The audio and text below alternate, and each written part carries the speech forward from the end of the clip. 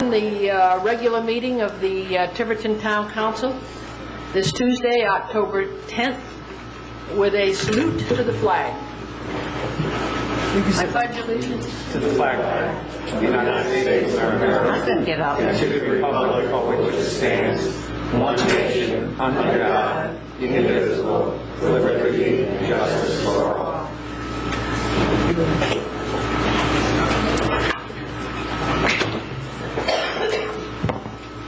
And will the town clerk kindly call the roll, please? Councilor Leonard. Present. Councilor Ruda. Present. Councilor Medeiros. Here. Councilor Durkee. Here. Councilor Carroll. Here. Councilor Wyman. Here. And Councilor Boland. Here. All present. Mr. Boland, would you kindly read the consent agenda, please? Tonight's consent agenda consists of the receipt of the minutes of the following boards and commissions: Wastewater Management Commission, Historical Cemeteries. Correspondence received from Mr. Robert Sylvia, 30 Ash Avenue, regarding concession stand for gas at the school field, referred to building official for response by October 23rd. Received from Town of Middletown regarding casino gambling. Received from the Town of North Kingston regarding casino gambling. Received from Attorney Palumbo regarding proposed zoning amendment, Town Center District on behalf of Beech Tree Hill Estates, LLC. Tax Assessor David Robert requests approval of tax abatements. That's tonight's consent agenda. Motion to approve the consent agenda. Second. Any discussion with regard to the consent agenda? Hearing none, all those in favor, raise your right hand, please. Consent agenda has been adopted. Tonight, to start off our agenda, we would like to welcome to the town council meeting and to the town Elizabeth Machado, and we have a proclamation, Ms. Machado, which I'm going to ask Councilwoman Joanna Ruda to read.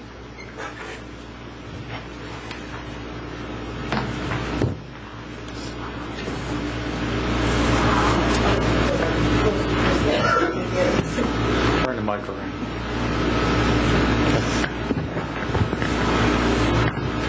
The Town of Tiverton, Rhode Island, Town Council, 343 Highland Road, has a proclamation to congratulate Miss Elizabeth Machado for 100 years. Whereas Elizabeth Machado was born on October 13, 1906, and whereas Elizabeth Machado resides at Secana Bay Manor, 1215 Main Road in Tiverton, Rhode Island, and whereas Elizabeth Machado lived independently until the age of 97 and continues to live independently at Secana Bay Manor. And whereas Elizabeth Machado loved and continues to travel, dine in restaurants, shop, and play cards. And whereas Elizabeth Machado is one of 13 children who helped care for her siblings. And whereas Elizabeth Machado had no children of her own, although she considers to be her own 3 stepchildren: Sheila Goulet of Portsmouth, Rhode Island, Patricia Rousseau of Swansea, Massachusetts, and Andrew Machado of Lakeville, Massachusetts. And whereas Elizabeth Machado has 10 grandchildren, 17 great-grandchildren, and 1 great-great-grandchild. And whereas Elizabeth Machado is a member of St. Anthony's Church in Portsmouth, Rhode Island.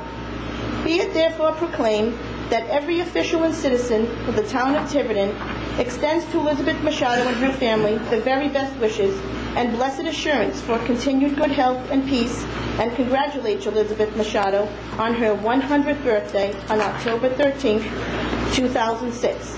Tiverton Town Council, Louise Durkee, President.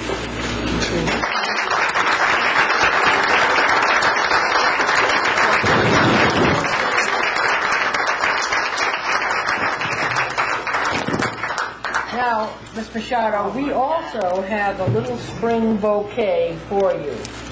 And I'm going to ask Mrs. Aruda if she might deliver those for you.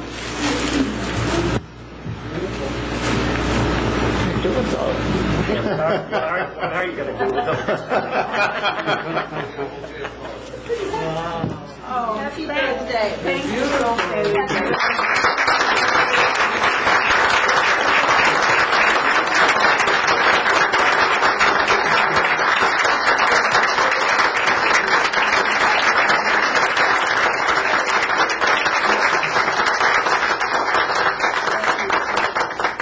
Now, one thing we would like to know is what is the secret of your success? What's the secret of your success? What the secrets of my success? The good Lord is the only one that knows. I thank God every day of my life. And I thank God for the beautiful family that I have. Well, that is wonderful.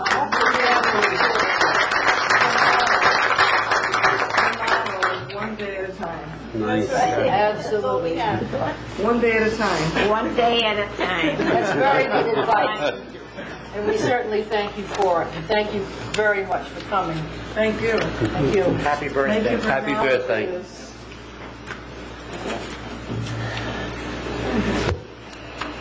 I want to thank every one of you so very, very much. Thank you It for was coming. beautiful. We hope you enjoyed the flowers. Oh, she will.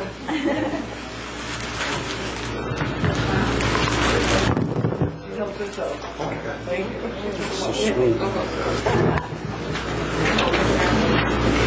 She drove her car in 97. Get up from here. If only I could walk. Oh, well. I think you do pretty well, Mrs. Machado. Thank you again. Thank you. Thank you.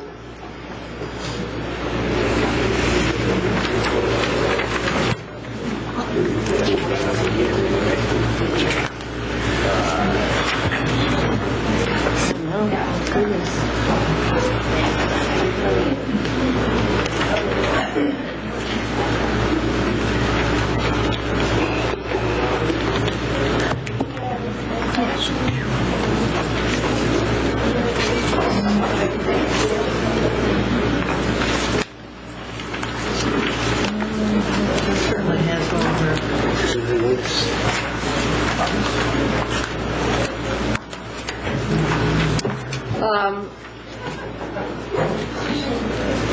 What I might suggest as I look over the audience tonight is that we move up the town administrator's request for a date for the implementation of the on-site wastewater ordinance, which we adopted on July 17th. So moved.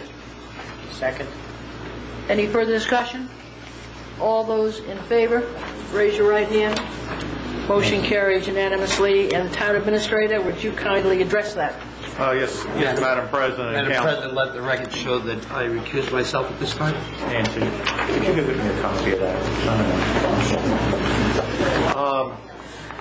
As you're well aware, in July of this year, after due notice was given in the press, and obviously a lengthy amount of discussion by the Town Council over a period of time, in my, at that point, 7 months here, you amended and adopted or updated your on-site wastewater ordinance, which an issue has arisen that a number of realtors were apparently unaware that there was a provision in there that if a person who purchased a house and either had a failing system but also or would have had a cesspool was required to replace their cesspool period within a 12-month period.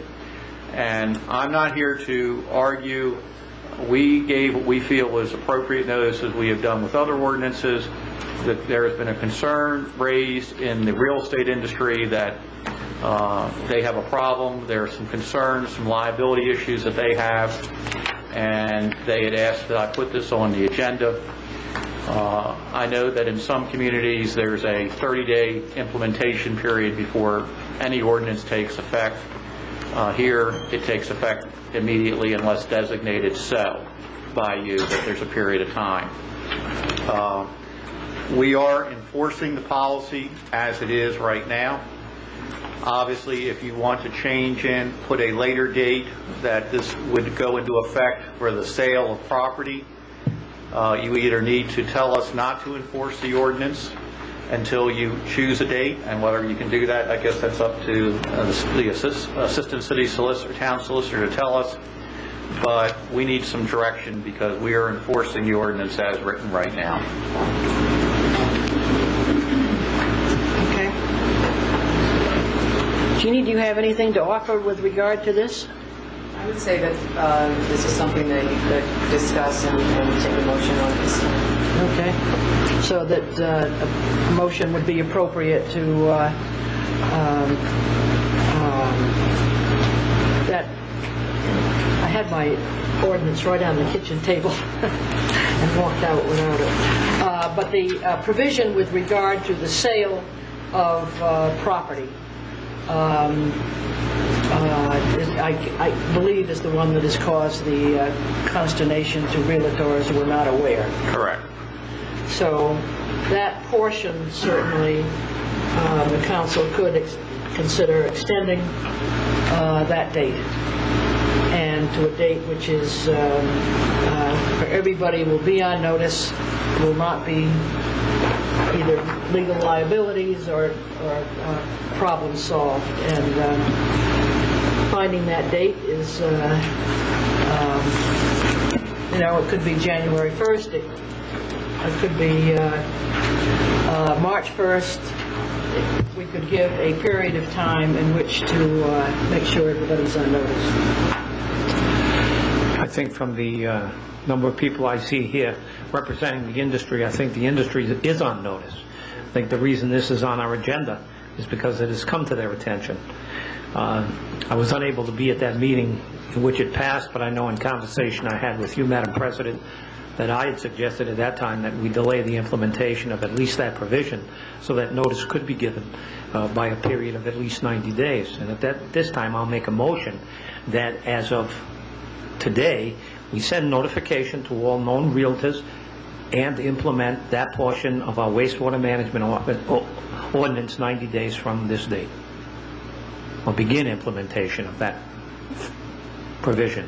And let's just think about when we say implementation, are we talking about sales occurring after that date, contracts entered into, because I think that we should be clear on that.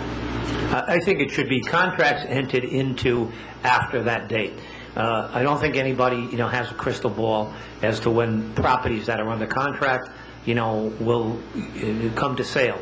But I think it's a smart and wise and prudent thing to say that any contract entered into after that time, if the property had a cesspool, it would have to be upgraded. Are we talking 90 days from the original vote? No, I'm talking 90 days from today. Okay. That would still be January. Whatever the date is. May I Yes. make a recommendation is that you set the date for January 1st. I mean, that's about 80 days at this particular point in time.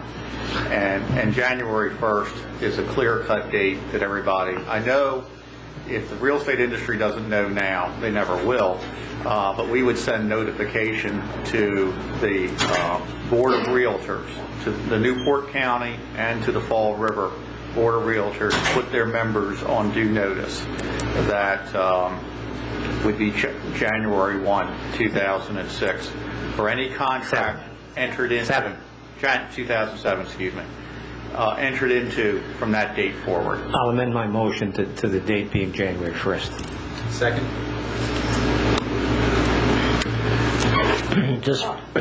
I'm sorry, just for clarification, from the date of final sale, No. there's one year to fix the system.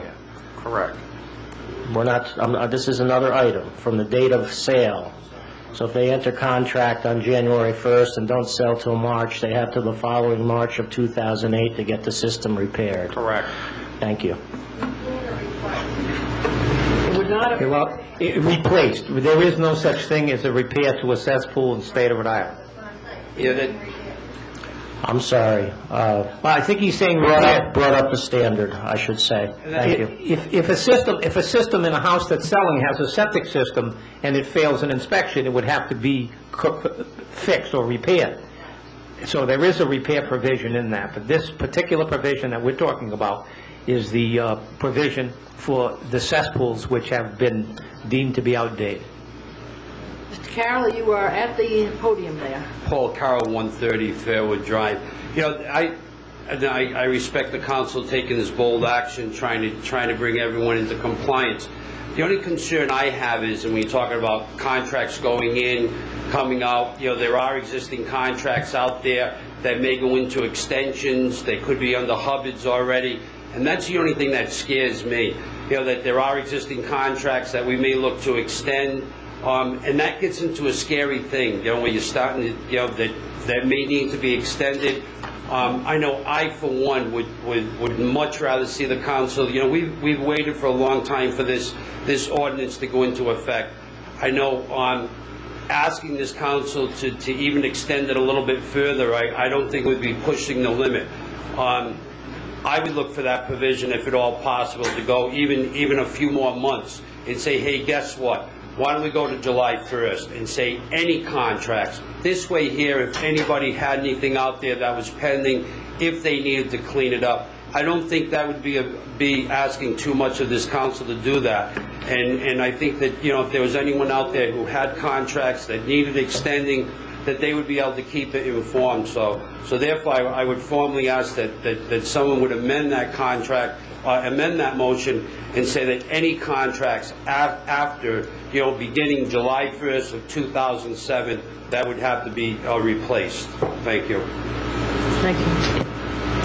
I'll amend the motion to request that the, exactly what Paul said, that the contracts that are in place right now be considered up until July 1st. I think any contract, I think the motion that's on the floor right now, to any property that enters into contract after January 1st, 2007, would fall under the new ordinance. Anything that's under a contract now or up until December 31st is exempt from the ordinance.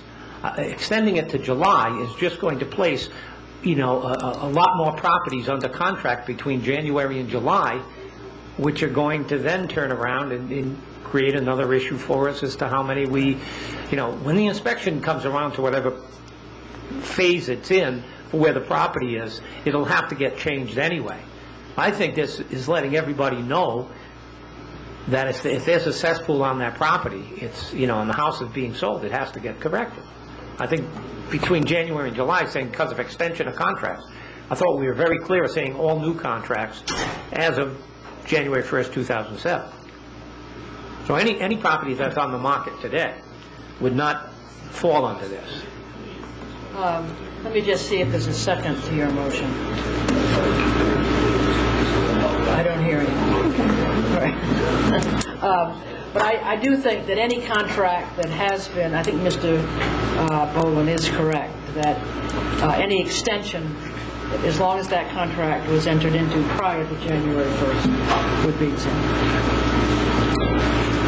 Madam President, and that's how we would interpret it. I mean, we're realists here. We understand that someone could enter into a contract and be based on the contingency of the sale of a home, contingency of getting some loan approval, things coming up, and things having to be extended. We would use the guiding date of when the contract was initially entered into. So, I mean, we're reasonable people. I think it's a common sense approach. I understand what Councilor Carroll was asking for, but I can promise you, from a reasonable approach, we would be more than willing to do that. I know at the time we passed the ordinance, both you and Mr. Lincourt said to the council, this has got to be implemented with a great deal of common sense. We're not up to speed on it yet, and we will need time. And with that was assured, this sort of formalizes that process. Carol Guimond, 37 Neck Road, Tiverton. Yes, I am a realtor, and yes, I met with Mr. Steckman. You can hear me. Up, girl. I met with Mr. Steckman Monday, and we spoke. And just so you all know, the realtors are not against this ordinance. We're very much in favor of it. We feel, though, that we need some time to get it out to the public.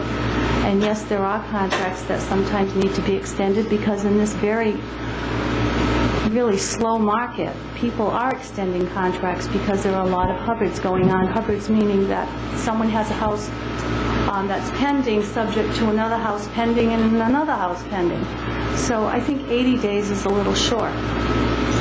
I was really hoping that we would get into March 1st, and July 1st would be absolutely lovely, so that every homeowner in Tiverton, along with their tax bill, would get the notice.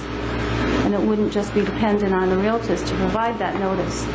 However, with respect to the council and Mr. Steckman and all those who worked very hard on this watershed ordinance, many of the realtors thought it was going to be phased in, and I guess we misinterpreted it. So we thank you for your attention, and we hope we have just a little bit more time than 80 days. I think there's two provisions you have to be aware of in this ordinance, and there is a phase-in.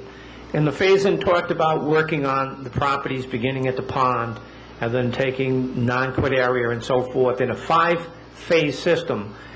All properties in those areas will be inspected, and if systems are not at the level they should be at, they will have to be corrected. The second provision of that ordinance also states that as a way to correct the cesspool issue was to do it at point of sale. Now, I clearly understand that it's very difficult when you say an ordinance takes effect on a certain date and didn't provide provisions. And I believe that what we're saying is you now have, if you're going to enter into a contract, you can notify someone who's selling or attempting to sell a piece of property that has a cesspool of what this ordinance is all about. Yes, you can list the property. Yes, it could sell with that cesspool if it's listed prior to the first. But it doesn't affect any properties that you currently have under agreement. So to change the date to March or July is just going to add more properties where we have this situation of being in limbo on. Right now, you know what properties you have under agreement.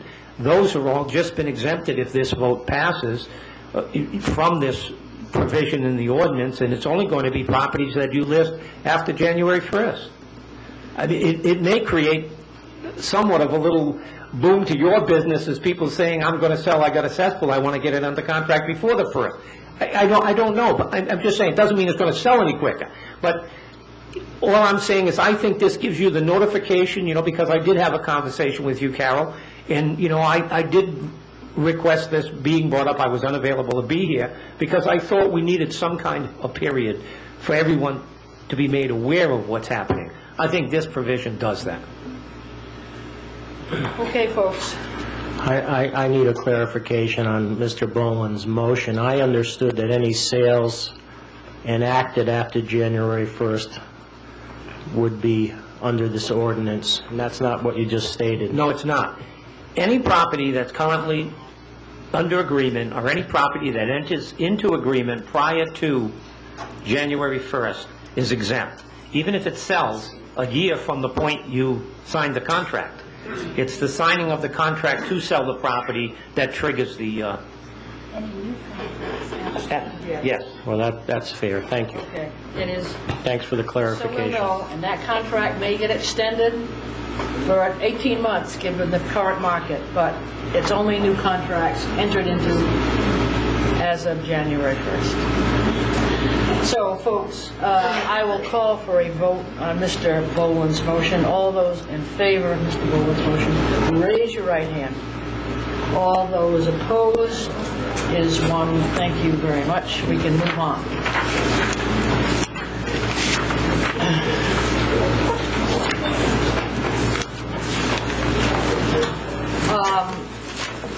The next item is a public hearing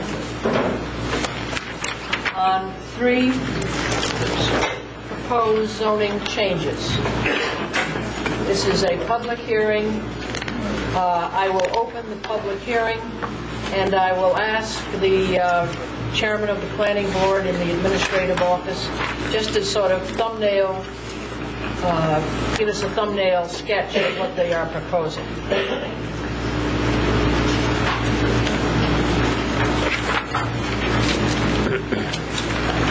Good evening. Hi. Hi.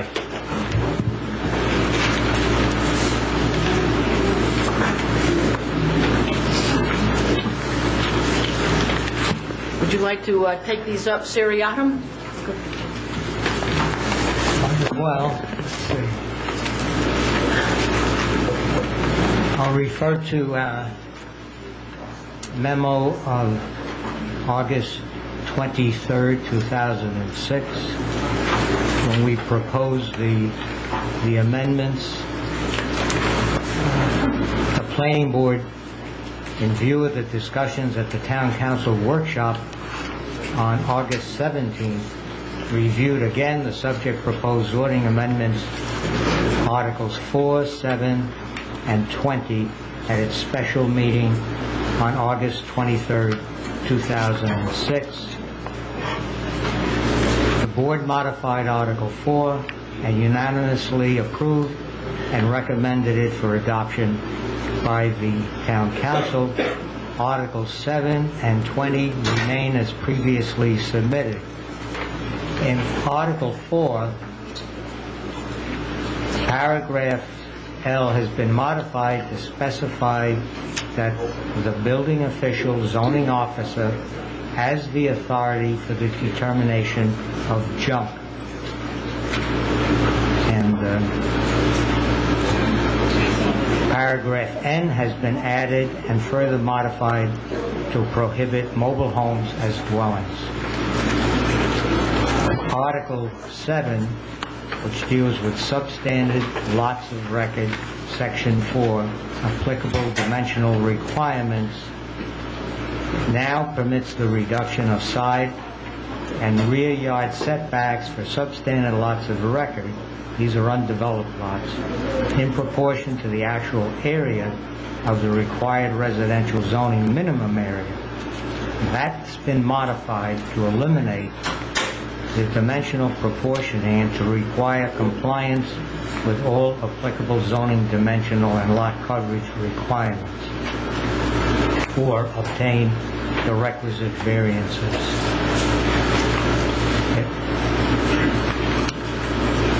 Any request for variance would provide abutters the opportunities to be heard at variance meetings, which should help reduce adverse impacts on existing neighborhoods. And it does make Tiverton substandard lot ordinance more consistent with other towns.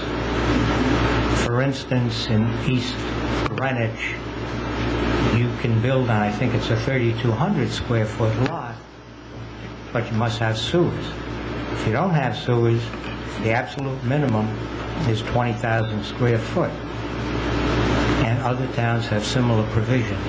I couldn't find any town that allowed increasing lot coverage in proportion to the ratios.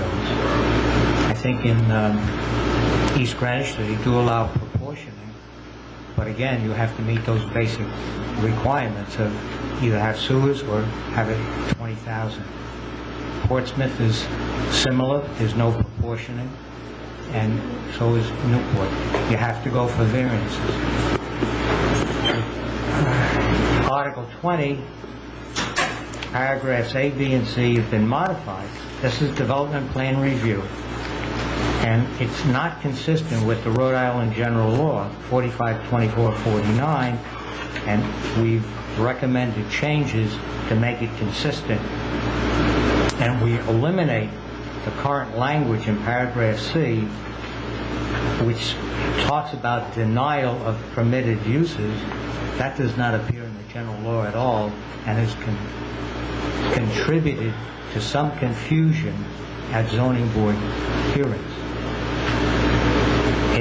It specifies that the planning board acts in an advisory capacity to either the zoning officer or the town council. That's all. If you like, I can read the details of the offered or proposed amendment. But that's the thumbnail sketch. You may have to, but let me see. Is there anything else you want to just brief us on as an opening statement? Otherwise, I'll open this to the public. No, I think Okay. Is there anybody who wishes to be heard on this, on these amendments? Yes. Please come forward and use the microphone. State your name. My name is Joe Beleff, and I live at 64 Bismarck Avenue. And what I have is a few situations. I have a lot of lots there that are a lot of records, which were grandfathered in years ago. And I think now, by this amendment, on this 20,000 square feet, if this passes, you're taking away people's rights to build. If a house is designed for the maximum square footage that you need, for the clearances from your neighbor, from the setback, from the front to back, if you can fit a leaching field in and everything passes, I don't see why you have to change this law. Change the what, sir? Actually, to increase the square footage to 20,000 square feet. We're not.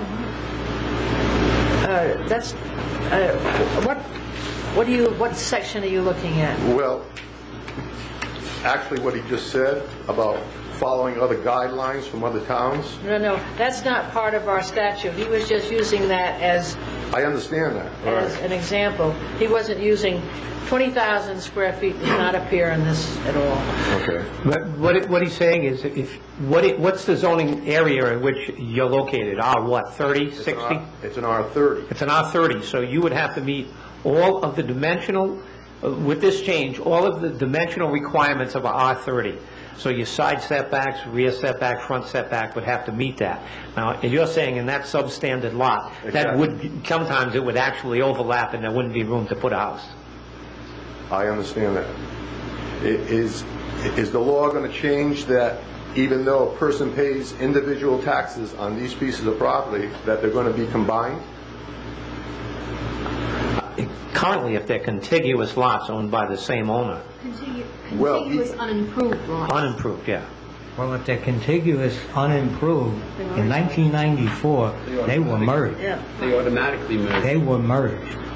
So they're no longer lots of record then? Well, how are you being taxed on that property? You have individual tax bills for each lot. Exactly. So they have not been merged on the record. Exactly. The ordinance merged them. What can I tell you? No, I understand that, but we run into this conflicting issue about whether or not something gets picked up from the ordinance in terms of the assessor's office and whether or not they're actually merged. If you've been getting an individual tax bill, yeah, I think you can make a legitimate argument they weren't merged. Exactly. You might.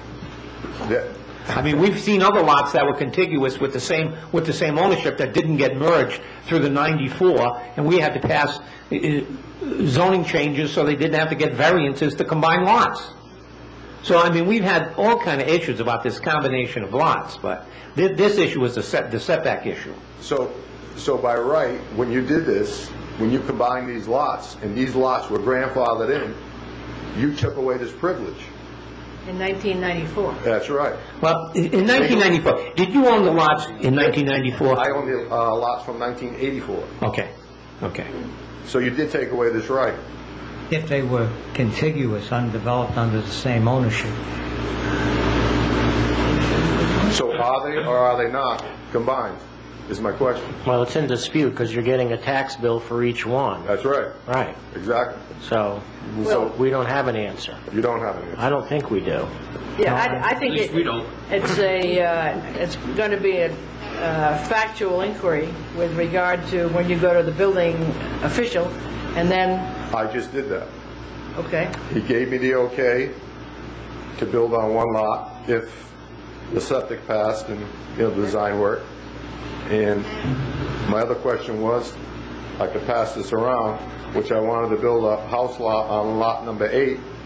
And since Haskins Avenue does not exist where I live, it's dead-ended maybe 3/4 of the way, and they tell me that Haskins Avenue is an accepted street where there is no street there. It's a paper road. So my house right now really sits on Haskins Avenue, which is not there, but my access is from Bismarck Avenue because I own property on both sides.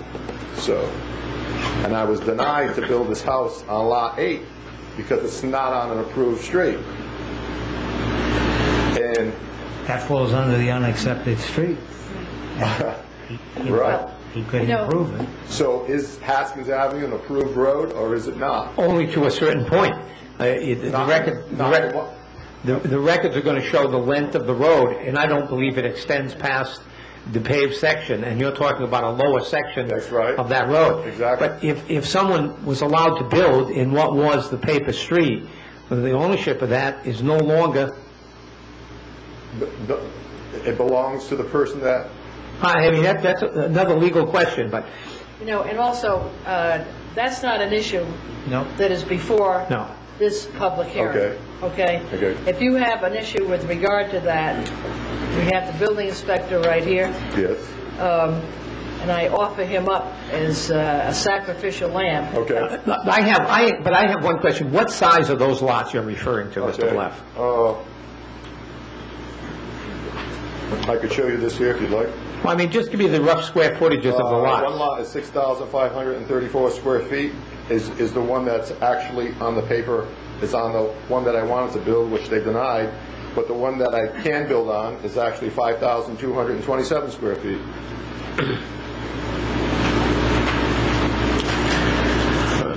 My guess, this would have to go before the planning board, and if you want to extend an approved road in an unapproved area, you're going to have to bring the road up to town standards to do those lots. Only gravel.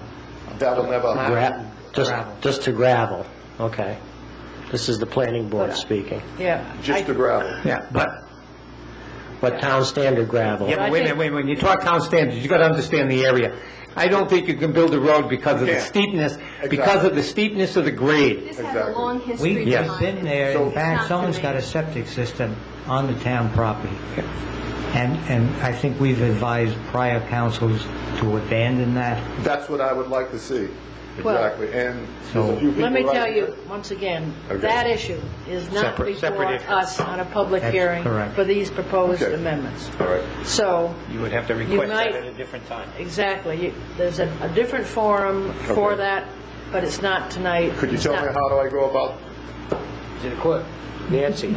Okay. You know, Well, I think probably you'd start with the planning board and then take their since the advice. subject was brought up, though, on these substandard lots, rather than go immediately to zoning for variances, you have to have DEM approved septic system.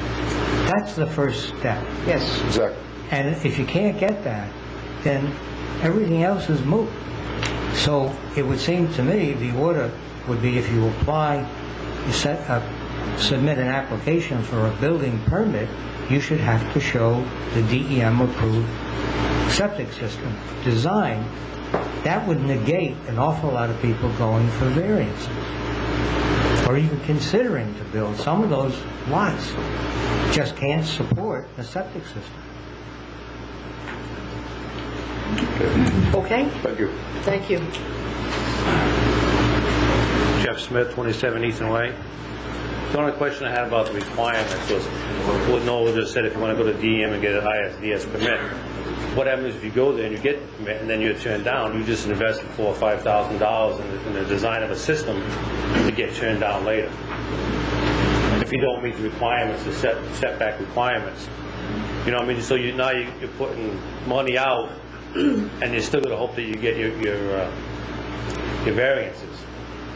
So that was my concern on that. And the other concern was if you're in an R80 zone, you're talking about some 30 feet side setbacks. Like now we can get them reduced on existing lots. I have one myself that's already ready to build on. I understand. And I was just wondering how that was going to work and when this is going to pass. Because, I mean, I just haven't figured out what I wanted to build on it yet, basically. Okay. So I wasn't sure. You invest all this money and then you change the rules of the game midstream here, you know. I just want to know when this is going to take effect, if it does go into effect. And Well, if it passes, it would go in effect immediately. 30 Upon days passage. from passage. That would be up to the council.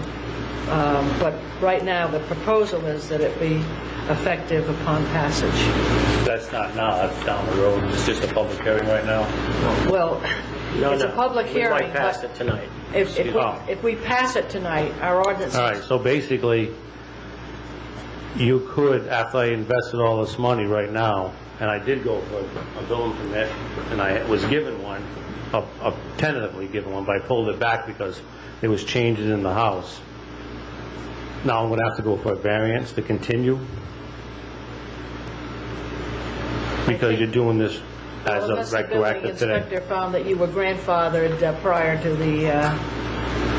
the change. Well, I was, but we pulled it. I pulled the permit back because there was a change in the house plans, and I got to resubmit a set of house plans. I see. But the ISDS permit's been approved for almost a year now, Okay. over a year. So if you do this now, You might have to go for a variance. right. So, but I mean, I can be in tomorrow morning with a set of plans and apply for a building permit. I just didn't want to do that. I didn't want to come in and then have to come in again. I guess I should have took that permit with me. I would leave that with you. I can't advise you on something specific about it. Right. Madam President, may I address this gentleman's question? Yeah. Right in front of you, bud. Yep. And I'd also like to ask the planning board. This says, however, the resulting changes shall not create setbacks. I'm sorry, this is Article 7, Section 4B. However, the resulting changes shall not create setbacks less than and lot coverage greater than the average setbacks and lot coverage, respectively, of adjacent properties within 200 feet. Now, you got up and made the statement. ordinance now. Right, but you got up and made the statement that if you're in an R30, you have to follow R80.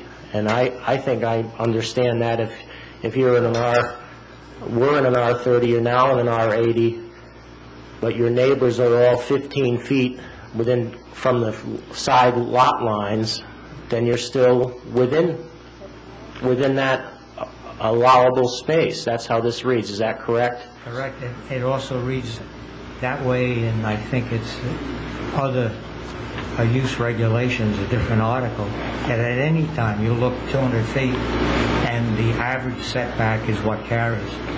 So the average setback of my neighbors would be if they're 30 feet and it calls for 65 feet.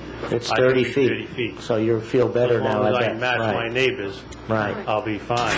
Well, and that's the way it kind of should be. I mean, you don't want to crowd your neighborhood. So The thrust of this was to make new development fit in with an existing neighborhood. Sure. Not suddenly be out of sight like we've had in past cases. Several cases. In some of those cases, I question how the calculation was done. A lot is never going to be more than 100% less than the zone it's in, because there's land there. And if you were at 100% and you only had 25% lot coverage, the maximum lot coverage would then be 50%, 100% of the 25. So I'm not seeing where We didn't have, the lot coverage in the lot ordinance allowed that lot coverage to increase in by ratio. by the proportion, by the percentage, the lot's undersized. So my point to you is, even if I had 1,000 square feet in something that needed to be 10 is 90 on top of the 25 still doesn't come to more than 50. So the maximum lot coverage is 50%. No, they didn't go Okay. by 25%. They just calculated a flat-out coverage. That caused the problem down off High Hill Road. Yeah, but wait, in all of our zoning codes now, in all of the zoning areas, 30, 60, there's a lot coverage specification. Now. So with the lot coverage specification, it can only be increased by the percentage. And like I say, I believe lot coverage is in the general area 25%. I haven't got all of the... Sometimes less, All the- sometimes 15. Sometimes 15, but what's the maximum lot coverage in any of our zones? The computation 25. was taken at 25% times 4. But that's not what it should be. If I'm reading the zoning, The point is the building official allowed that, made the miscalculation, and issued it, and there was no one to object. Okay, And but that's a big problem. But that's a mistake. Someone made a mistake that caused this.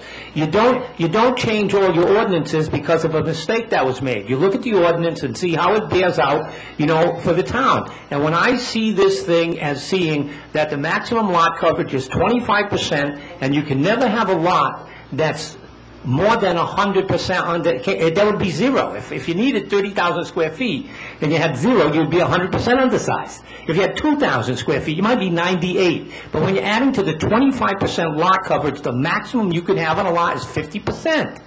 And that 50% might not be there because, as you say, you still got to get ISDS and so forth. So the setback issue of reduction and so forth, I look at what we're trying to accomplish by doing this, and I just don't want to see us create another situation where we start sending homeowner after homeowner after homeowner to the zoning board of review for variances because of setback issues that should be able to be resolved by what we put into an ordinance that, if calculated correctly, really serves its purpose. That's my view of this. I'm looking at maximum. So if a guy tells me he's got a 5,200 square foot lot, the biggest house he could build on that, if he could use 50%, is 2,500 square feet.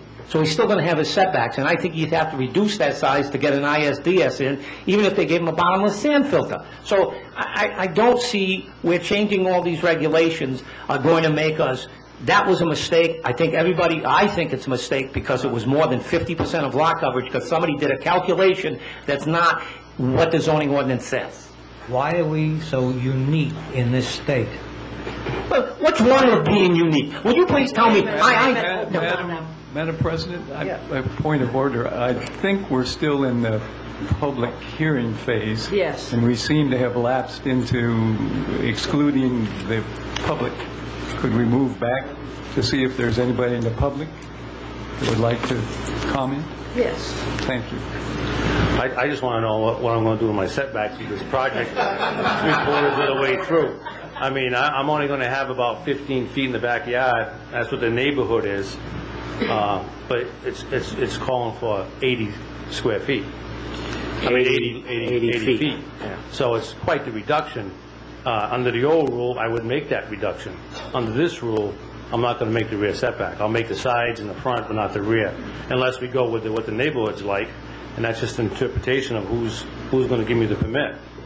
If all the houses on that street, that rear setback is about 15 feet, 16 feet, 20 feet, then I fall into that category, I would assume, right? Yeah, it says average setback, so if you had Average 6 off. to add, you'd add them and divide by 6. That would give you your average, sure. Right, so basically...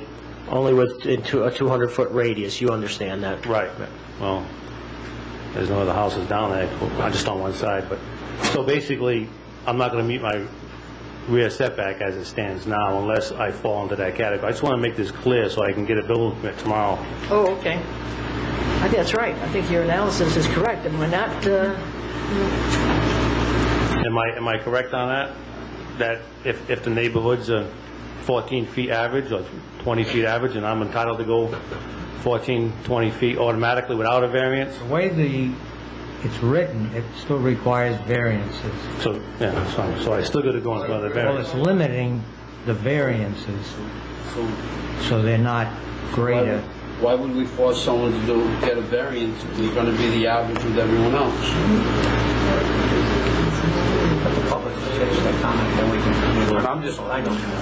I'm just concerned that I've done all this investment and then now you're changing the rules. Okay. Well, Right as I'm getting ready to do it. I understand. We need to move off you, because that will be a consideration for the council, Right. and take some other public comment. But right behind you is the building inspector. Good evening, Madam President, councilors. Basically, I have some problems with this particular section. The rest of it seems fine with me. Fully, conservatively, 60% of the new house permits that I issue are issued under the proportional reduction rule. I feel, and I've talked to Mr. Berg about this, I feel that majority of those will end up seeking variances to do what they want to do. I think that's going to add a huge burden, not only to the zoning board, but to my office, that has to provide the clerical support for that. I agree with the council that I don't think that a mistake necessarily means that you need to make a knee-jerk change on something. And if that was done in the past, it was wrong. My office is fully capable of doing this very, very simple percentage reduction. I don't think we've made a mistake in the last year and a half. However, that aside, even if you go to what's planned here now, by using averages, presently we have, as part of the zoning ordinance, the use of an option to use an average setback for the front yard in a built-up area where people can't meet that for a new house. It's one of the most problematic parts of the ordinance for me, because I don't have the time, nor do I want to be responsible for that, to certify what that average is. So I need, at that point, to send the homeowner out to establish what the average is. They need to get a surveyor or somebody competent to measure it, and they need to come in with those measurements and that calculation. They also run into problems where people won't let them on their property. So it's a difficult thing to do. I end up with a lot of guesswork. I can only imagine what it's going to be when you require this for all the setbacks of a property, 4 times the amount. All this adds up for homeowners to additional cost, tremendous additional cost to my mind, and certainly additional cost to my office. Thank you. Is that all? That's it. Okay. Thank you very much. Yes.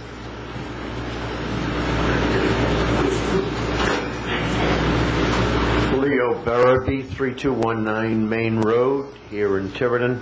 I'd like to state for the record that I have no financial interest whatsoever in the passage or denial of any of this under discussion here tonight. I would like to say that there is not a week that goes by without articles in our local newspapers regarding affordable housing. There is a crying need for affordable housing all through Rhode Island, as well as just about every other state in the Northeast. The price of a home site in a new development here in town is approaching $250,000, or is already $250,000. The price of a home,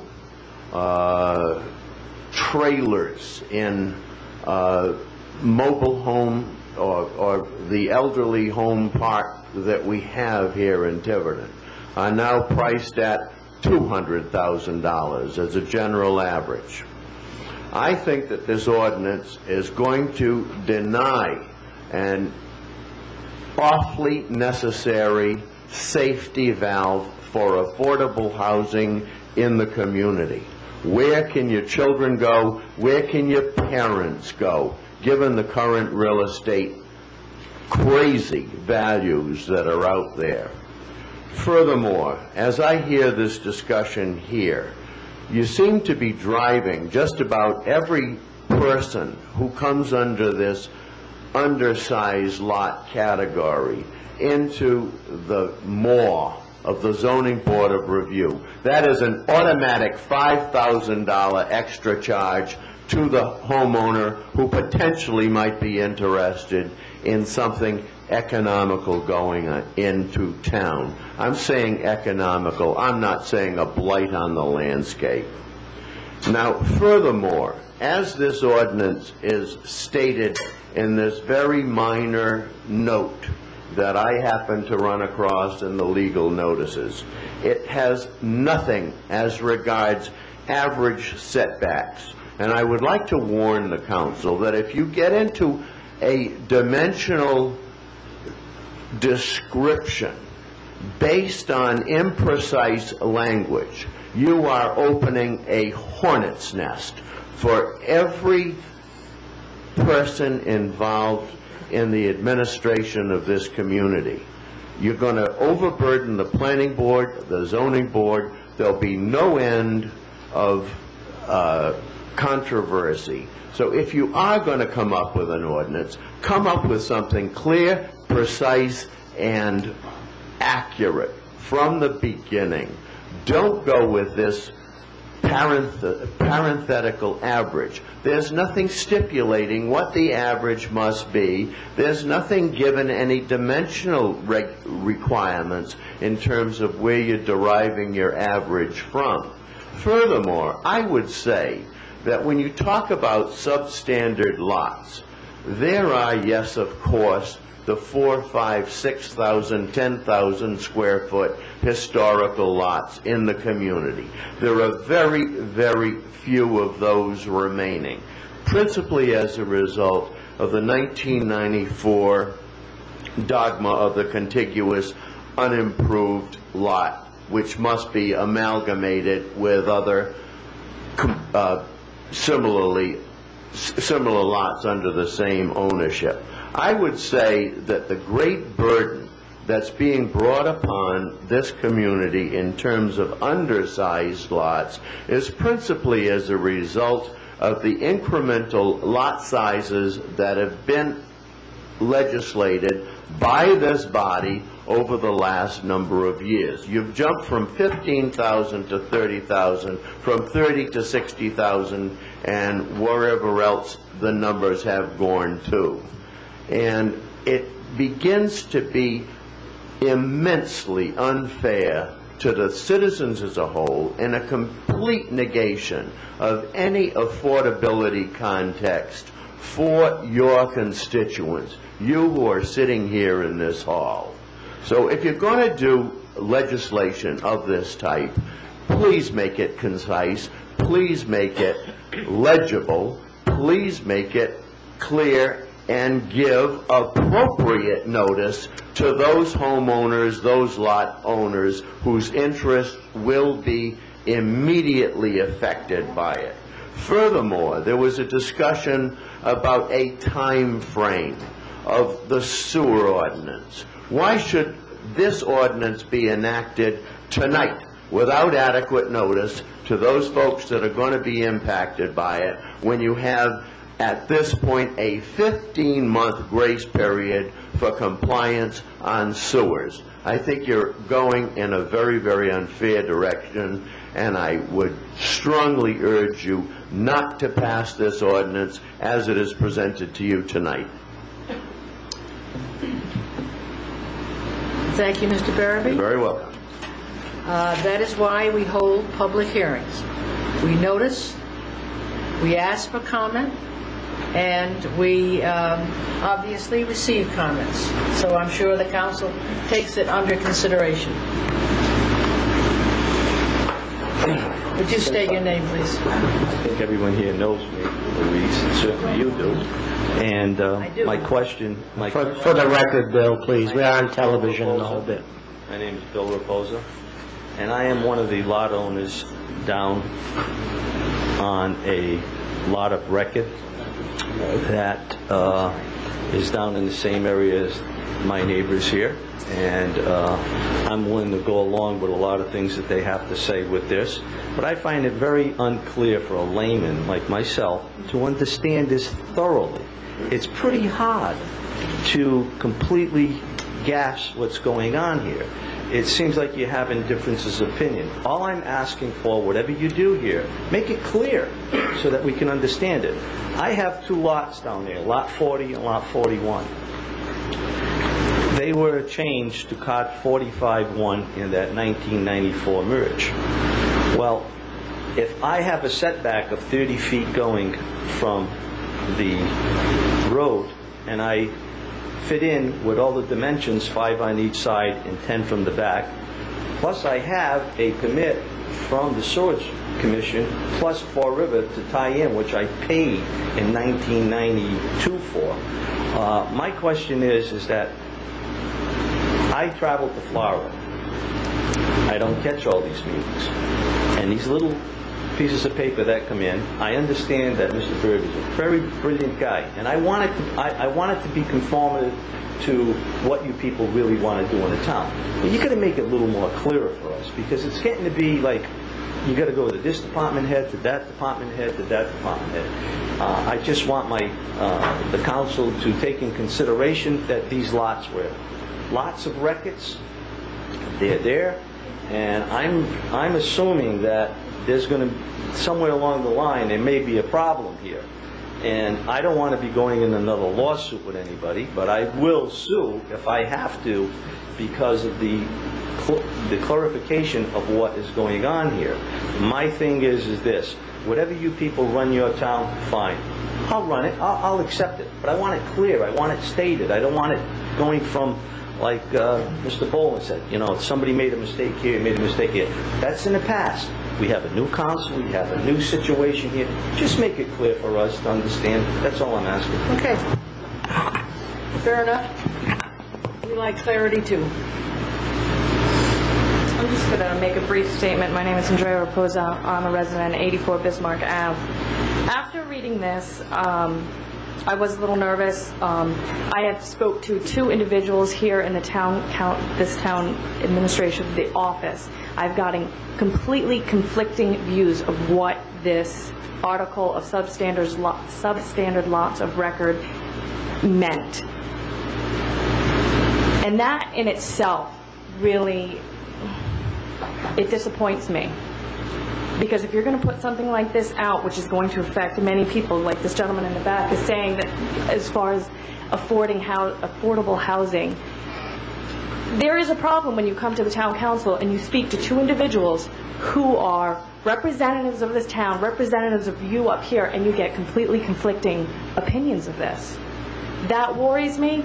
It worries me that I hear. That's what. Okay, I will leave it at that. And the other thing is, it says on the bottom of Article 7, substandard lots, this amendment shall take effect upon passage and shall include such petitions pending before the planning board at this time. What does pending mean? Currently in, if you are in the position of going to the planning board and they're saying to you, I don't know, you need to go talk to them. You go to talk to another board and they're saying to you, I don't know. Where did the I don't knows end? Who is it that is taking the responsibility to say, okay, here is your answer? Because being tossed around from department to department is a waste of my time. And if you don't know, maybe you shouldn't be in the position that you're in. You need to take responsibility for that. And that's what I have to say. Thank you. Okay.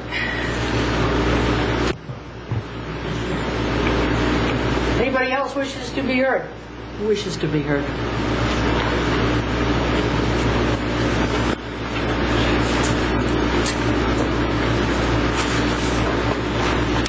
Nobody else?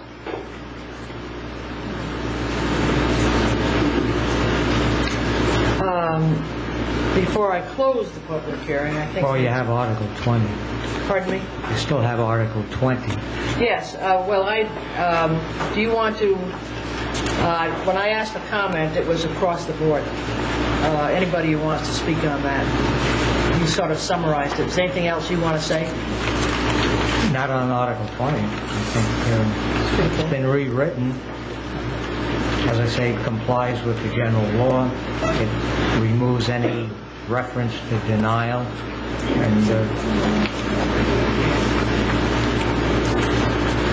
and specifies the planning board is advisory only. I think those that speak in clarity, that does clarify the role of the planning board in that on section 20. So, how does the council wish to proceed on this? Do we Well, I haven't decided to close it yet, just in case I'll depend on where the council may want to come out on something. Madam President, the only thing, I know we've bounced around a little bit, but Article 4, the only thing that I would like is that that's on page 2 and you have page 3, I would like a definitive definition of junk that, and I have to say I kind of prefer the Davis, California version that is very clear, so it helps the code enforcement officer where we've had other issues where we've not had good solid definitions and it's been left at the discretion, creates criticism for the code enforcement officer. If we have a very clear definition that he can point to and say, this is what we have determined to be junk. I've talked with Gareth about this, but I have made this, ever since we've talked about this, the importance of having a well-defined definition. I would support the town town administrator's opinion and recommend that we adopt the Davis, California definition of junk. It seems, despite the redundancy of the word junk in the first line, it seems to be fairly all-encompassing. Could we hear that? Is it too long to read? Yeah. Would you mind, Madam President? It should be in your handout. It's in our packet? Yeah. Page 3. I'll take a crack at it for you, Buzz. It says junk. Means any litter, debris, waste materials, or any kind, dead animals, used or unserviceable automobile and machinery parts. Yeah. Well, you know, I like the second one, Davis, California. junk. Any cast-off, damaged, discarded, junk, obsolete, salvage, scrap, unusable, worn out, or wrecked object, thing or material, including but not limited to those composed in whole or in part of asphalt, brick, carbon, cement, plastic, or other synthetic substance, fiber, glass, plaster, plaster of Paris, rubber, terracotta, wool, cotton, cloth, canvas, wood, metal, sand, organic material, or other substance. So you're saying I have a junk house then? Well, Madam President, I get a little concerned because as I was reading the two definitions, I was thinking as I go around town the number of yards where I see old skiffs that have been converted into flower beds. And I have no idea how many, very numerous number of old oak barrels cut in half that have been converted into flower arrangements, various tools. Toilets. I've never seen a toilet converted into a flower. That doesn't mean it isn't there. Actually, I have. It's a good idea. But we're getting a little carried away because are we going to start telling everybody that have gone over to the sources, I don't want to mention any commercial names, but the sources where they sell the half barrels, that now their front flower arrangement, which they worked hours on to perfect, is now junk. I wouldn't want to be in there. I wouldn't want to be in the shoes of the building inspector at that point. I do think that we have to give the building inspector something that is being used for a flower pot or bed or whatever is not within this definition. It's not being discarded, junked. It has an active use. And I think in truth, I think there are situations in town where there are real problems, and I can take you there. Oh, I don't deny that. And I think all the building inspector is asking for is that there be some clarity of definition so that when he does seek to exercise his discretion, he can do so. Is that a fair statement of your position? Yes, Madam President. I think the having the list of the items is good. The concern I would have is that now you're not defining what's cast off. I mean, at that point, then it's strictly out for interpretation. I mean, there's a certain flower bed could be considered a cast-off thing that's being used as a flower bed. That's where the concern would come in. There's a certain point at which definitions, by their nature, have to devolve into subjective judgment. And this is merely to give any zoning official something to go on that he can point to when push comes to shove. When the old cast-off unregistered car in the yard is being pointed to as a planter because it has weeds in it, he can say, no, if it quacks like a duck. That's the one I'm always quoting for you. So, I don't know if it's possible to come up with words that would help them, but if there was some way to at least give a brief definition of what you say when you say cast, because your cast off may not mean. I understand that, and our zoning ordinance always provides for the ability to appeal. So if someone thinks I've gone out on a limb and become too subjective about the interpretation, they have that means of redress. But again, I think the concern would be if I have something that's on this list that's in my driveway for a day, is that an issue? Where does it become an issue? A week, a month, a year? It's so open-ended that I would have concerns that whether that's something that would necessarily be applied evenly to everyone. I don't know how you would write something like that. Can I? We unfortunately, I would like to say we had plenty of code enforcement officers out there patrolling. We do not, and I think people need to understand. I have one man who is covering a multitude of responsibilities, and that's Garrett, as a code enforcement officer, inspector, and everything else. We find ourselves very often in a reactive mode versus a proactive mode, and I would like to see us more proactive. And even when you're in a proactive mode, there is the common sense where you usually go up and knock on the door and say to the resident, you've got a problem here, can you get this addressed? We're not here to be going around spending our time writing tickets, trying to drive fines up. The goal is basically, if there's a problem, we see it, to ask the property owner to address it. If they refuse to address it after a period of time, then we would start an enforcement process. But it's not to just simply go down the street and write them up and say, you're in violation. I mean, Garrett, as Garrett will tell you, we are more in trying to just get the issue addressed than to haul somebody into municipal court. And that's the approach we take. We ask them first, please clean it up. Unless a complaint is issued by a neighbor and is brought to our attention, then we'll go into a slightly different mode because the neighbor has taken a proactive approach and wanting us to enforce the code. And you have 100 miles of town road, and we're just not up and down every one of those roads all the time. I just would be more comfortable if there was something in there, that, especially in terms of the time frame that would trigger this, because you could have a situation, and we've seen some recently, where there was some neighbor disputes, and you're going to get calls from a neighbor saying, oh, I just saw in the list you had this item, and my neighbor's got this sitting in their driveway. Maybe it's only been there a week, and they're waiting to discard it. But if they tell us that we go down there and they say that they need a week, that's fine. If they tell us they need 30 or 60 days, we usually work with the property owner. Now, if the property owner says it's going to be gone in 30 days and we come back 60 days and it's still sitting there, and it's, well, I need another 30 days, we start wondering when is the real end. Is there a real effort, or they're just hoping, frankly, we forget about it and we'll go away.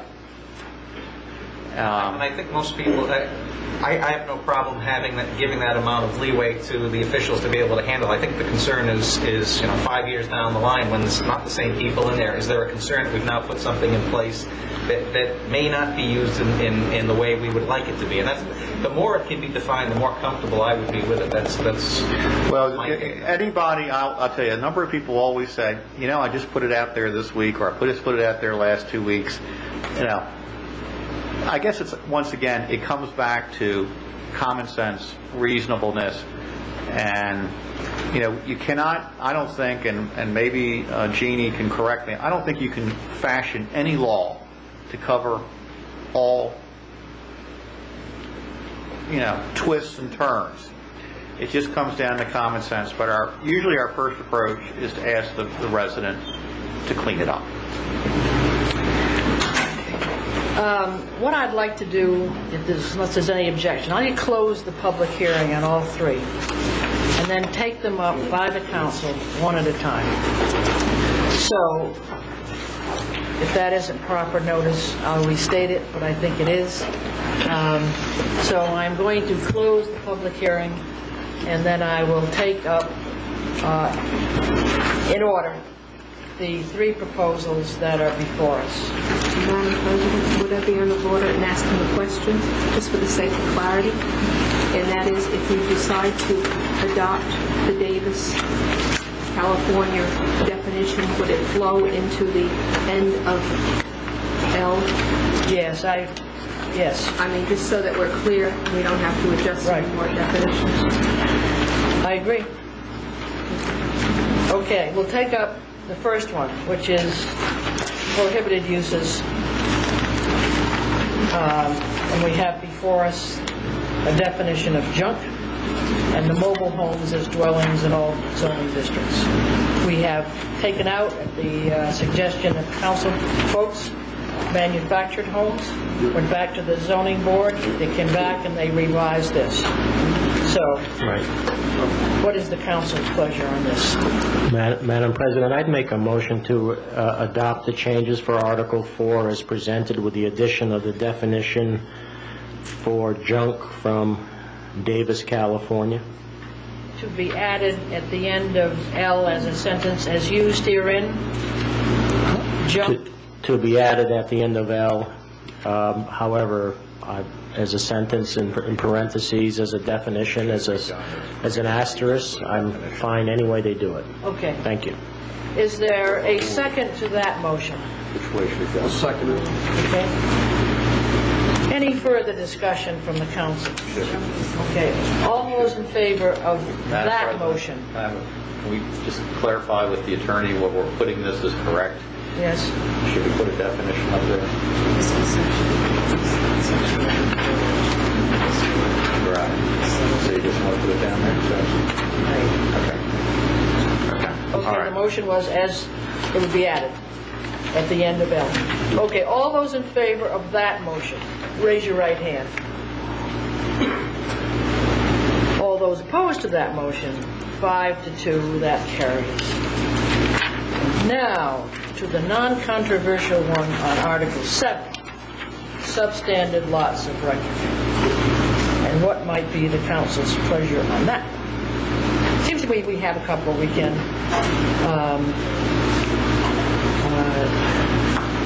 send it back to the planning board. I think the current zoning ordinance, if we look at it and see how it provides for building on substandard lots, really covers the situation when it's properly enforced. So again, I'm going to make some comments now that it's turn to comment and not the public's.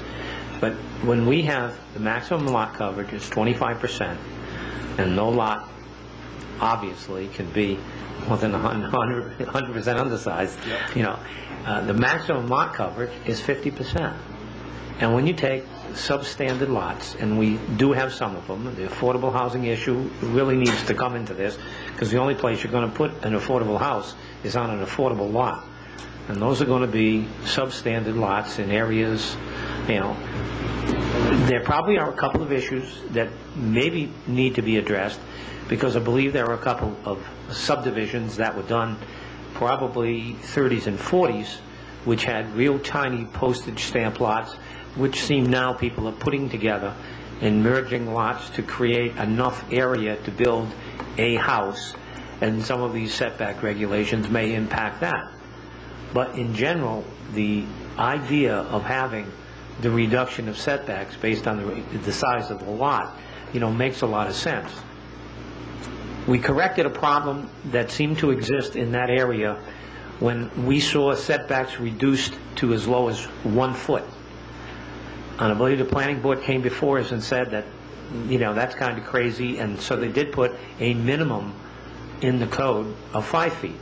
So we do already have a minimum of a 5-foot setback, and then we have the reductions as to what the setbacks are.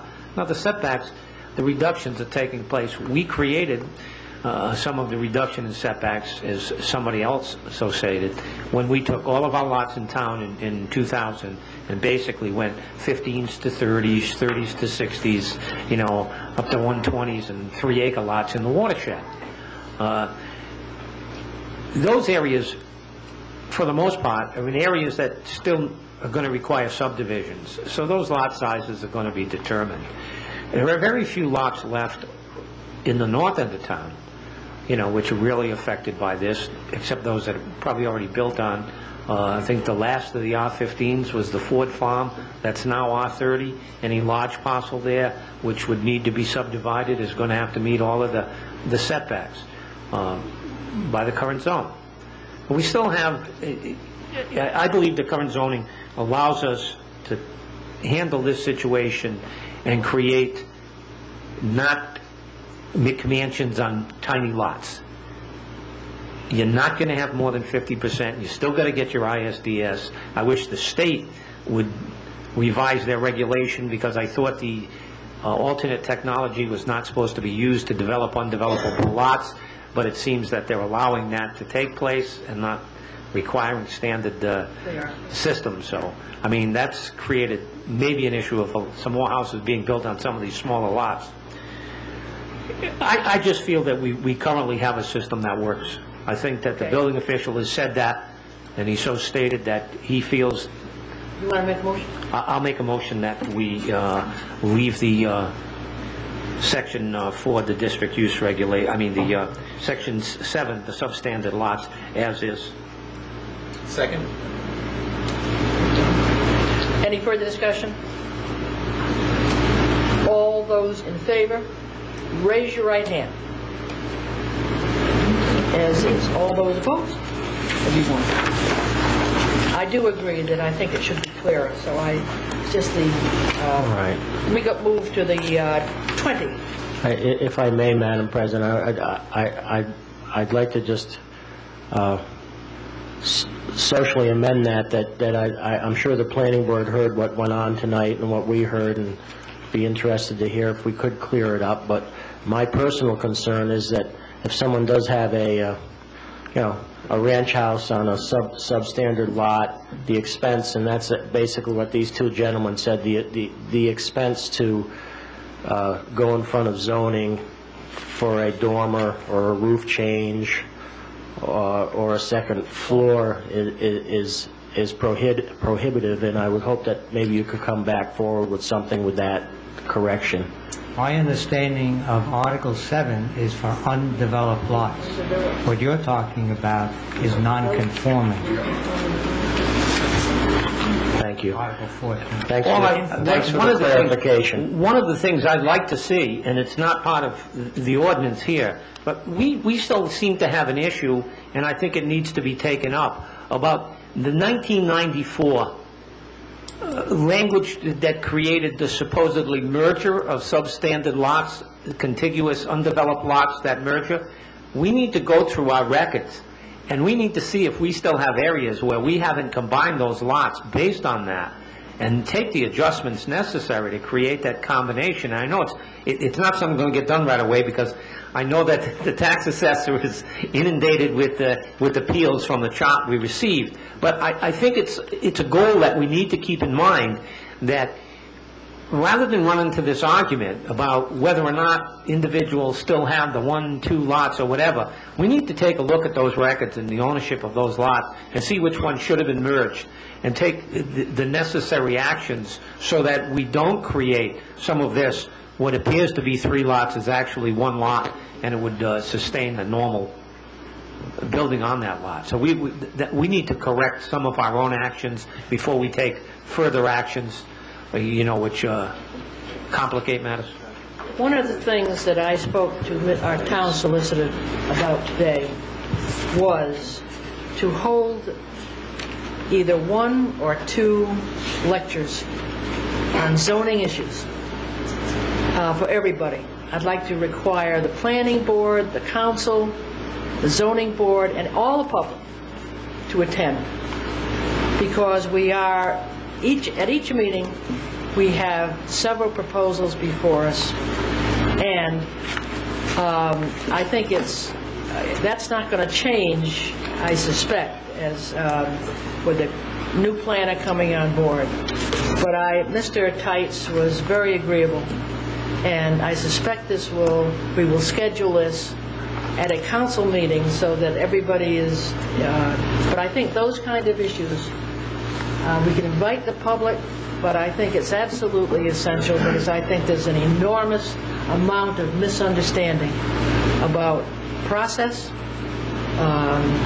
and substance as well. So I'll just say that at the moment. But let me move on to Article 20, Development Plan Review. And this was clearly intended as a clarification. So is the council ready for a motion on this matter?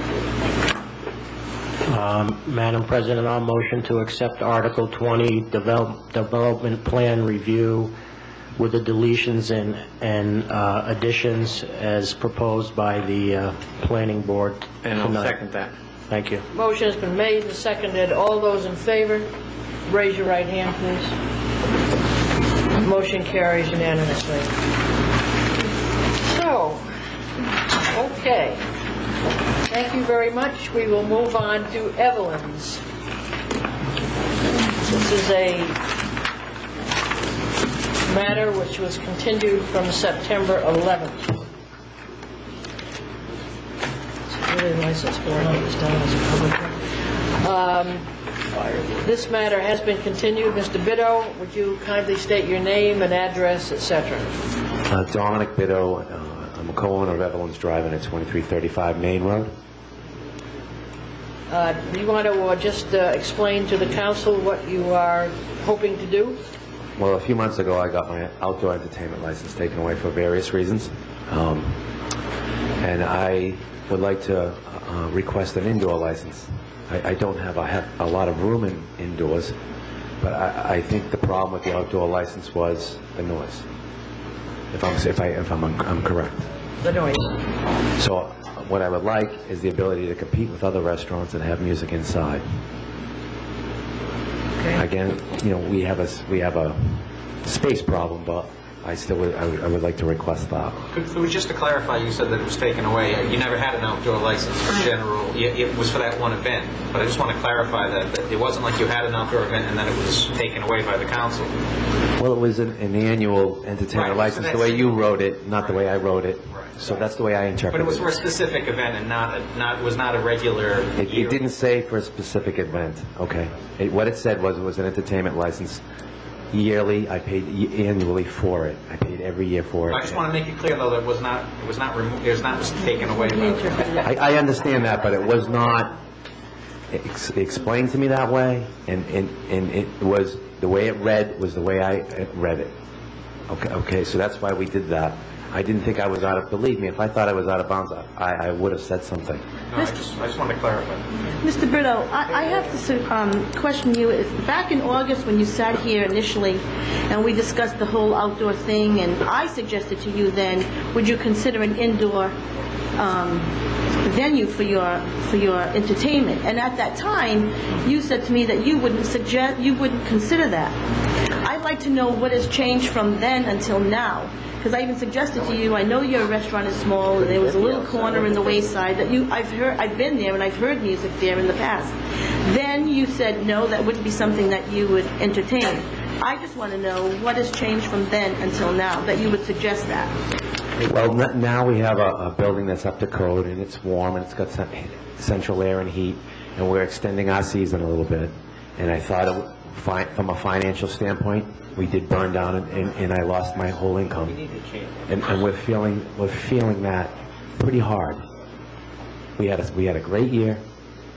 Nothing to do with that. We're supposed to have a great year. That's why we're there. But I've got some financial situations that I thought this might help us. I never thought the other situation was a bad one. I enjoyed it. So, but that can't happen. That can't happen. My wife and I have talked about it, and we think this could help, having somebody playing music inside. It doesn't even have to be live all the time. But I think I'm entitled to it. I think to be competitive, especially we're way out of the way, and in the off-season, there's not much real reason to go down that part of town. So not necessarily would you have amplified music indoors. You wouldn't need to have it amplified anyway, right? The amplification is what you're worried about. Just a question. If the musician would want it, but like right now, there wouldn't be a window open.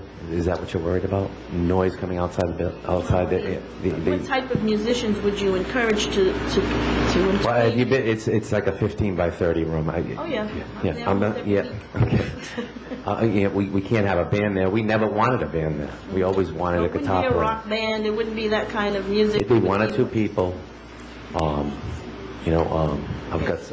Matter of fact, we don't even pay for our entertainment. I don't know if you know that. They just come and play. I have a lot of friends that like to play. I enjoy it. Mr. Bitto, I had your brochure. I picked it up at Coffee Roasters, and it says up to 50 people, and then it says rentals available for large parties. And what did you mean by that? Well, when it's not too cold, if somebody would like to have an event outside with a tent, all enclosed, that would be fine with me. With music? The music would not be outside. I guess I don't want would that be an issue? Indoor license to morph into... I see a point. Would that be an issue if that was the case? I mean, if it was all enclosed and it was not obtrusive to anything, would that be a problem? Well, I think a tent doesn't, we'll get the same complaint from neighbors a tent. So if I was to have Monday Night Football, for instance, outside with a TV and the place was enclosed, that would be an issue? It is outside. A TV. It's outside entertainment. A TV's entertainment? If it's outside, it's in a residential neighborhood. Okay. That's... I mean... I didn't even know that a television was considered like part of the live entertainment thing that we talked about. But I can surely have that inside now. Really, we'd have to look at a definition. I don't want to tell you that you can put a TV in a tent, and have a Monday Night Football event outside, and that would be outside entertainment. I'm not so inclined to think that this is, what the intent of an entertainment license is. And I think we'd have to look at our definitions, and I don't think that it includes a television set. I mean, let's, I don't know. Well, I'm just saying, the individuals here before are seeking an indoor entertainment license. We've been told in the past that if we wish to issue a license, we can put certain restrictions on those licenses depending on that individual situation. And if it's going to be that the entertainment has to be inside the main structure with windows and doors closed, then let's put that stipulation on it and allow for it.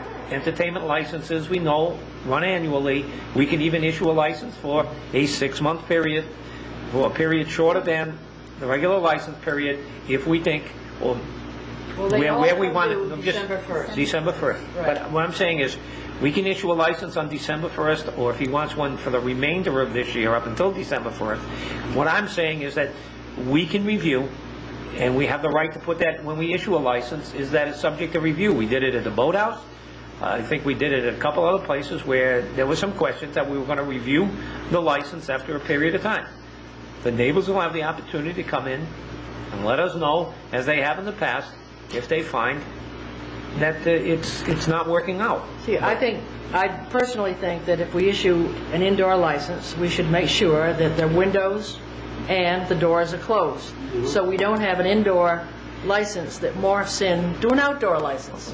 Well, that's my point. My point is put the restrictions on the license, issue the license, and I'll move that we issue an indoor entertainment license with the following stipulations. Music is to be inside with windows and doors closed. Now, the fire chief is going to tell me about something to do with the windows and doors. But well, I would also raise the issue of amplification, because it's a very small area. Just while we're on the subject, Mr. Bitter, when you were here months ago, I had asked if you would do it indoors, and you said that you couldn't do it. Just to let you you know, I would support, if I could get the right conditions, I would support of approving an indoor license for you if we could get the right conditions, just to let you know Well, that. that's why I'm here. Just to let you know that, and, you know, if I could get the right, I hear you. you know, if we can get a happy medium, I Thank would you. support that. Chief Robert Lloyd, Tiverton Fire Department. Madam President, tonight, this is new to us. I hadn't heard this change before, but the discussion of live entertainment with alcohol inside of a premises may place this into a nightclub, which would put it into a different aspect of the fire code, which I have not reviewed this property for that as a fire code. Okay. So at this point, I would, as far as live entertainment is concerned, I would... No matter what the seating capacity? Correct. Okay. I have another restaurant that has just fallen into the same thing. The State Fire Marshal's office has come in. They have started doing live entertainment without our knowledge. So we're having to come back in. But again, I would rather have the time to sit and review the property and review the license before we go that route. In the light of that, we may wish to continue this. How?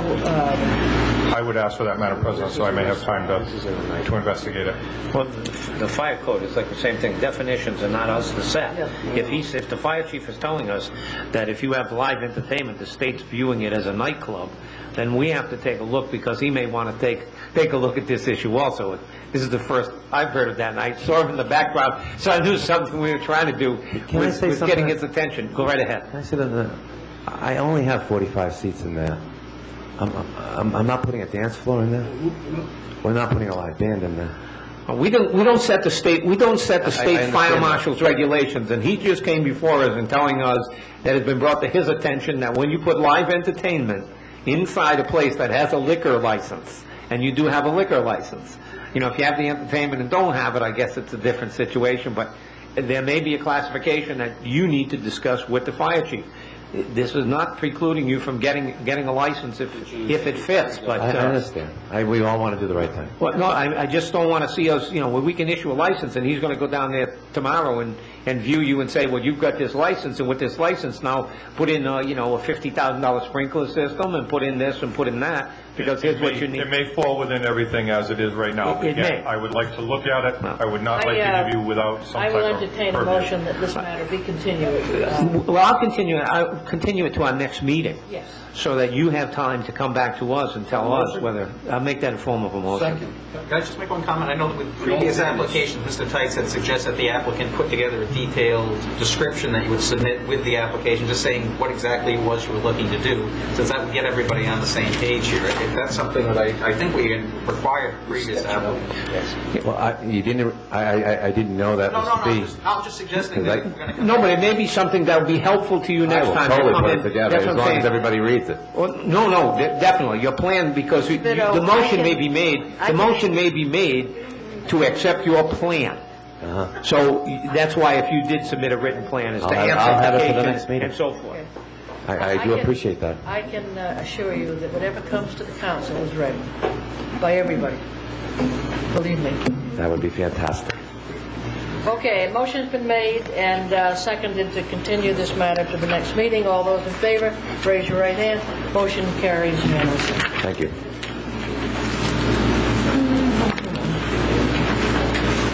Next item is the town administrator. Madam President, I make a motion that we approve the administrator's request to be able to approve transfers up to and including $2,000. I'll second that. Any further discussion? All those in favor, raise your right hand. Motion carries unanimously. Thank you. On the next two items, I would like to turn the meeting over to Mr. Boland to recuse myself with regard to the Tiverton Land Trust. Mr. Boland. Thank you. No, I think I can do it from here.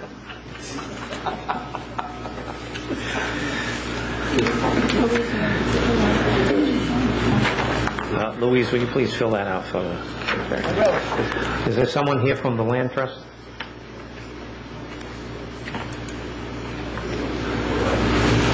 Absolutely president.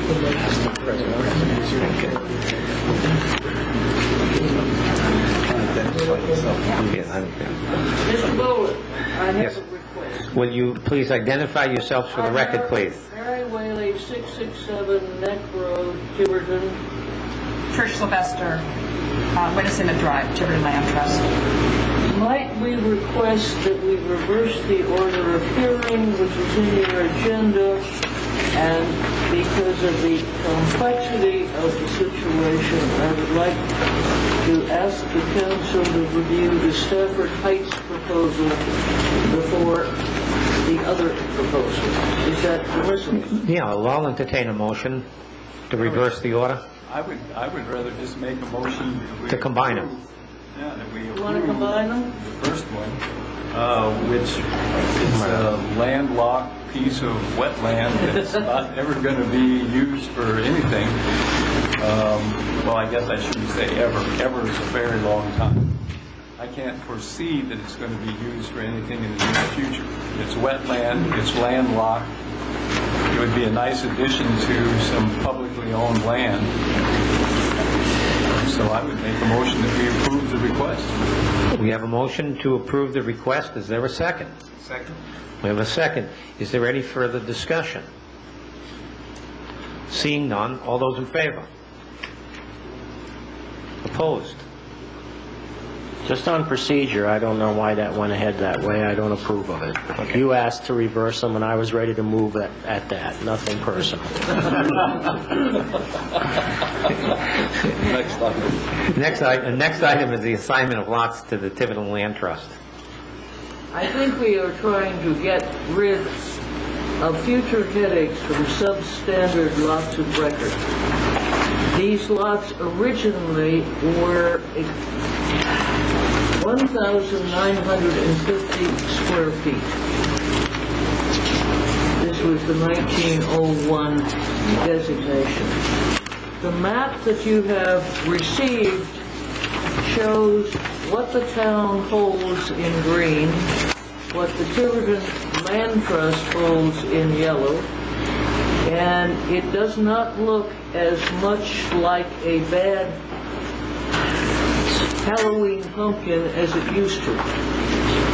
We picked up some lots. We would like to ask the town council to approve the treasurer's transfer of those lots to us, with the understanding that these will be used for passive recreation in the future, meaning nature trails, photography. It will be a great addition to the town's proposal to increase, to beautify the recreation facility, which is on Boulder Marsh, not far away.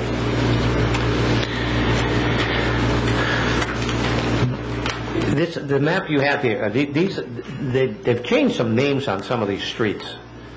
These are all paper streets. No, I understand that, but some of the roads into Stafford Heights, namely Ethan Way, has been extended with a house on it. Is that north or south of this? That is south. Okay, that's south of this area. This is south. Okay. Basically, the only entrance is on Cornell, and I believe you have pictures of the current condition of Cornell.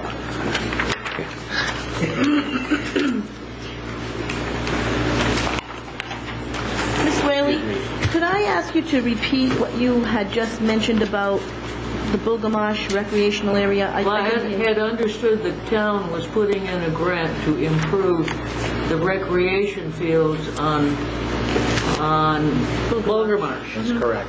And I think we would put in for an open space grant to make this good passive recreation not too far away. That's all I meant to. Okay, thank you.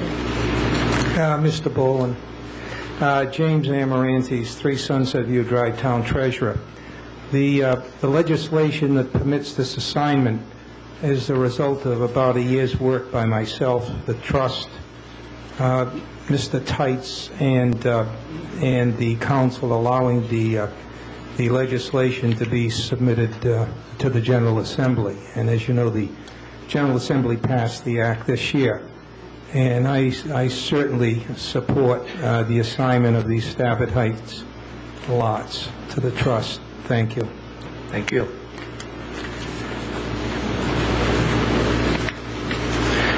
I would make a motion that we approve the transfer of the requested lots from the town to the Tiverton Land Trust. I'll second that.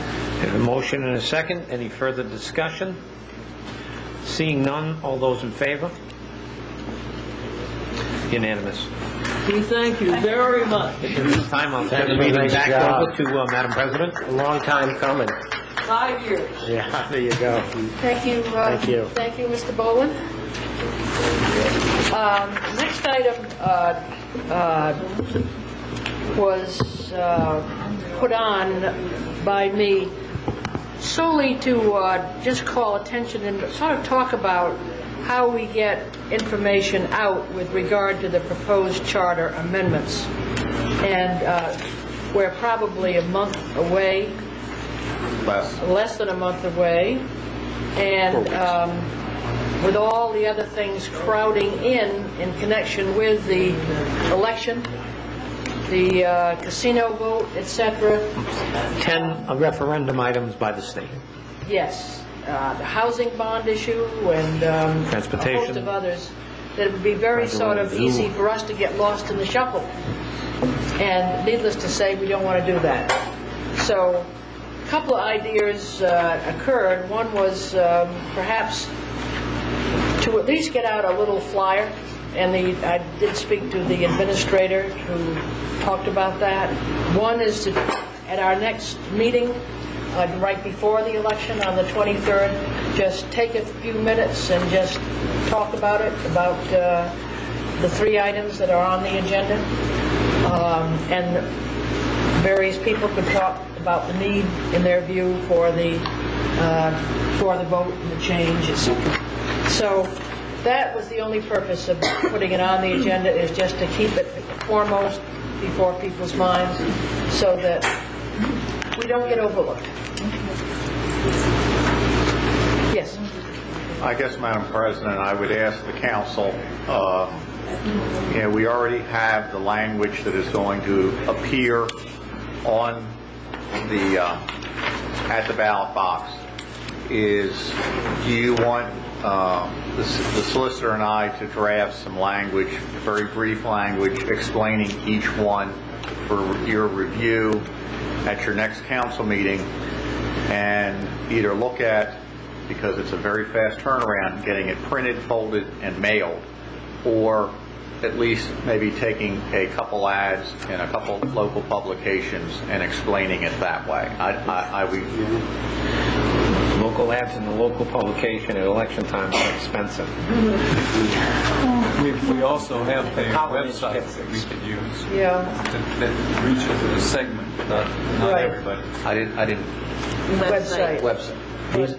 I think a mailing would be nice. No question, I guess.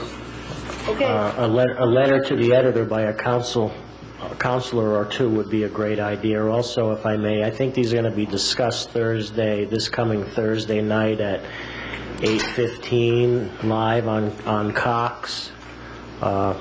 7 o'clock there's going to be an interview for candidates, and then at 8:15 they're going to put out questions about these the local ballot questions. Also known as the Cox Public Access Channel, right? Yes. That's Cox. Yeah, I think it's channel 18. Right. Okay. That's all I wanted to do. Well, we will continue it and discuss this. Motion to continue discussion at our next meeting. Second. All those in favor, raise your right hand. We'll get a progress report, too. Okay, the next item. Jeannie? Yes. I do have a memo that Andy prepared, but unfortunately I didn't have a chance to copy it. I'll give the council the gist of Mr. Teitz's research. It's his opinion that the town council should respect the decision of the administrative officer, Noel Berg, and that the proposal is a land development project, and that therefore Rhode Island Gen Laws 452361 applies. Consequently, the town council is without jurisdiction to consider the zoning amendment application at this time, and the application should be tabled until such time as the applicant obtains master plan approval from the planning board. However, given that Mr. Leary only learned of the opinion today, Mr. Tights requests that you continue the matter to your next meeting for a motion to table at that time. Motion that we table this until our, continue to our next meeting. Second. Motion's been made and seconded by Ms. Ruda. All those, any further discussion? All those in favor? Raise your right hand. Motion carries. Thank you. Mr. Webster? Good evening, Dave Webster, Director of Public Works. You have before you a request to go out to bid for some guardrail to replace some missing and damaged guardrail on Eagleville Road. This will exceed the $2,500, so we need to go out to bid for it. A motion to allow for bidding of the proposed guardrail on Eagleville Road. Second. Any further discussion? All those in favor, raise your right hand. Motion carries unanimously. Thank you. Public announcements? Very quickly, there will be a fluke clinic that will be hosted at the Tiverton Senior Center on Thursday, October 26th from 9 a.m. to 11 a.m. It's going to be sponsored by the visiting nurse services of Newport and Bristol counties. Flu vaccine is covered by the following insurance: Medicare B, Part B, Blue Chip, Rhode Island Blue Cross, United Healthcare, public clinics only, and Medicaid. Everybody needs to bring their insurance card. If you do not have an insurance card, the cost will be $27. No under 18 can be immunized by the visiting nursing services. There will be another flu clinic that will be held in November, which I will announce at your next council meeting to keep people abreast. That is that time of the year. I also want to thank Pat Sullivan for a note that she gave me about where one of our local companies, Gray's Ice Cream, has made it, I believe, into Delta's, or you would say Delta airline, under there as a place to come and get good ice cream. So it's nice to know that one of our local companies is getting national recognition. We were regional at one time, now we're national. National. That's all matters. Okay. Town, also, Delta probably doesn't even fly in under J, there is going to be a hazardous waste day in Tiverton on November 4th. I saw the ad. Yeah, we're going to announce that. Okay. So that we'll hold that, but keeping the announcements brief. Okay. Town solicitor? Yes, I have a response to an inquiry regarding the purchase of health care insurance by elected officials. It's our opinion that even though the school committee's health insurance system is technically self-insured, System Manager Blue Cross has designated estimates for individual and family coverage. As long as those sums are paid by the school committee member or any elected official except the town clerk, who is automatically provided health benefits, Charter Section 1217 explicitly allows it. Okay. That will be entered. We're ready to go into executive session. Are we ready for a motion to go into executive session? Motion to go into executive session. The Open Space Commission issue has been resolved. Good. 4246-5A2 collective bargaining. Second. All those in favor of that motion, raise your right hand. Motion carries unanimously. To remain in executive session under 42465A1, contract deputy police chief, notice given. Second. All those in favor, raise your right hand. Motion carries. The minutes should reflect that a notice was given to Mr. Deputy Chief Maltese. And further to remain under 42465A2 litigation, 3 areas: Ned versus Tiverton, McGinnis versus Tiverton, and New England Property Holding versus Tiverton. Second. All those in favor, raise your right hand. Motion carries unanimously. We are in executive session. Well, let me hold on for a minute. Would you mind putting back on number 1, just in case. To remain in executive session under 42465A5, acquisition or disposition of public property. All those in favor, raise your right hand. We are now still in executive session. Covering your bases. Jeannie, you're going to give me those two.